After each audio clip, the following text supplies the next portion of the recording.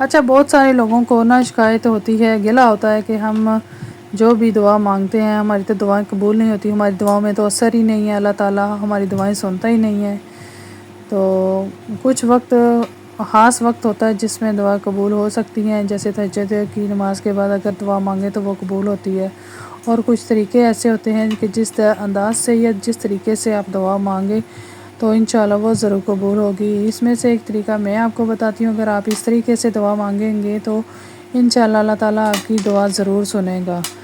تو اگر مثال کے طور پر اگر آپ نے کبھی بھی کہیں جاتے ہیں تو راستے میں آپ نے کبھی کسی بھیک مانگنے والے فقیر کو غور سے دیکھا ہے کہ وہ کیسے بھیک مانگ رہا ہوتا ہے، کیسے وہ رو رہا ہوتا ہے، ہر انسان کے آگے وہ ہاتھ پھیلاتا ہے اپنی خیرات کے لیے، کتنی وہ منتیں کرتا ہے لوگوں کی،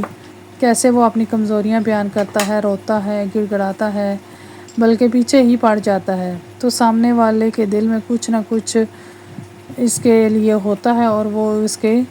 کشکول میں ڈال دیتا ہے، اس کو خالی نہیں بیچتا۔ یہی تو وہ ادا ہے اس کے مانگنے کی، جس کی وجہ سے دینے والے کا دل پگھل جاتا ہے۔ ہاں بالکل ایسے ہی اپنے رب سے مانگا کرو، عاجزی سے، محبت سے، روتے ہوئے، گڑ گڑاتے ہوئے اور اپنی کمزوریاں بیان کرتے ہوئے،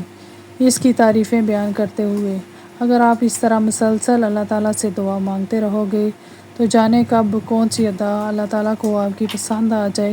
اور وہ آپ کی ساری دعاؤں پہ کون فرما دے اور آپ کی دعائیں قبول ہو جائیں۔ تو اس طرح یہ ایک چھوٹا سارا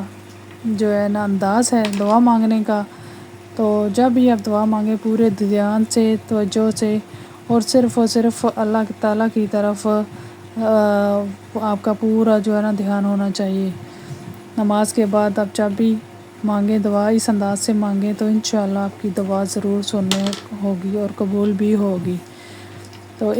صرف ایک دفعہ آپ اس طریقے سے، اس انداز سے دعا مانگ کے ضرور دیکھیں تو انشاءاللہ آپ کی دعائیں ضرور قبول ہوں گی۔